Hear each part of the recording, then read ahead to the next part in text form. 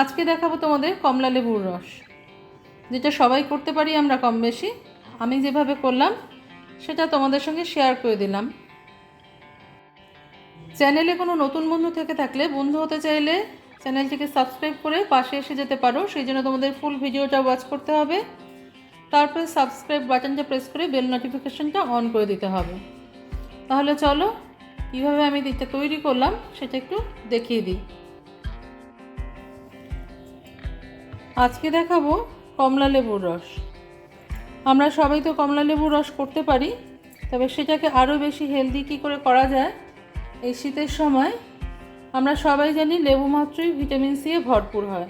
তো এখন যেহেতু কমলা লেবুর সিজন, সেই জন্য আমরা কমলা লেবুর রসটা আমি কিভাবে তৈরি করছি সেটা তোমাদের সঙ্গে শেয়ার করব। ছোট্ট একটা ভিডিও, না টেনে দেখার অনুরোধ রইল সবার কাছে। নমস্কার বন্ধুরা, আমি শতাব্দী। তোমরা সবাই কেমন আছো? আশা করি সবাই ভালো আছো, সবাই সুস্থ আছো। তো দেখো, আমি একটা বাটি নিয়ে নিয়েছি। কমলা লেবুগুলো আমি খোসা ছাড়িয়ে নেব। কমলা লেবুর রস আমরা সবাই করতে পারি, এটা দেখাতে হয় না।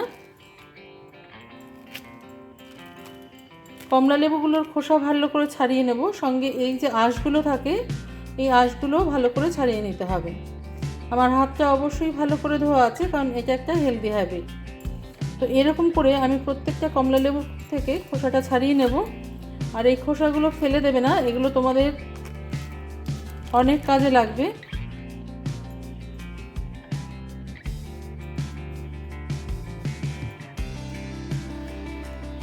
কমলা লেবুর খোসা দিয়ে কিন্তু আমরা এই যে কেকে ব্যবহার করি, সেই কমলা লেবুর খোসা আমরা চিনি শিরায় জাল দিয়েও রেখে দিতে পারি, সারা বছর রেখে দিতে পারি। যখনই কেক তৈরি করবে তখনই এটা ব্যবহার করতে পারবে। তো কারোর রিকোয়েস্ট থাকলে অবশ্যই আমি সেটা শেয়ার করে দেবো তোমাদের সঙ্গে, এটা কিভাবে তৈরি করতে হয়। তো গায়ের আঁশগুলো ফেলে নিয়ে আমি লেবুর রসটা করে নিয়ে ফিরে আসছি। দেখো, আমার কমলা লেবুর রসটা করা হয়ে গেছে। এবার এটাকে আমি আলাদা করে রাখবো। তো এটার মধ্যে আমি একটুখানি চিনি দিয়ে নেবো। কমলা লেবুর মিষ্টি বুঝে তোমরা চিনিটা ইউজ করবে।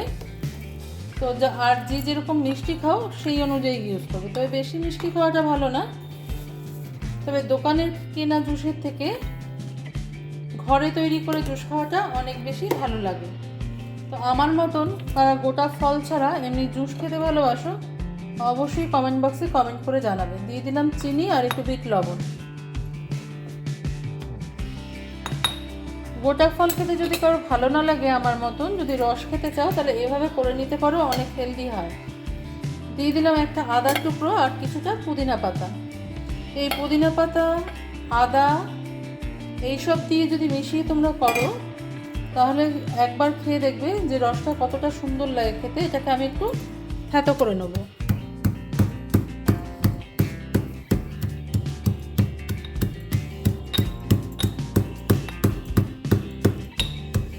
দেখো, আমি কিন্তু চিনির সাথে মিশিয়ে, নুনের সাথে মিশিয়ে, সব কিছুর সাথে মিশিয়ে থেতো করছি, যাতে খেতে ভালো লাগে।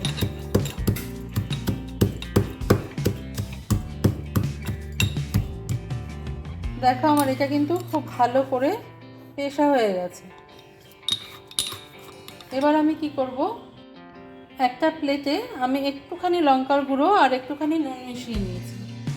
এবার যেই গ্লাসটার মধ্যে আমরা সার্ভ করব সেই গ্লাসটার মুখটা একটুখানি লেবু রস দিয়ে ভিজিয়ে নিতে হবে।